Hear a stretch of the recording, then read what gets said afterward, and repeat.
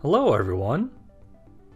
Today we'll take a quick look in the new view of Infinite Campus for one of my favorite features, the favorites. There's a lot in Infinite Campus, but there's a tool you could use to find items that you use frequently. It's where this little guy comes in.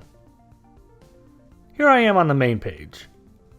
Let's say I wanted to make it easy to always find the message center, no matter what menu I'm in. It's as easy as clicking the star right next to the header of the page. You'll even see it highlight. Then you should see it appear underneath the Favorite tab here. With this link, you'll be directed to the tool you want to use. If you unclick the star, it will remove the link. It's that easy. Give it a try when you're in the new view. It's pretty helpful. See you next time.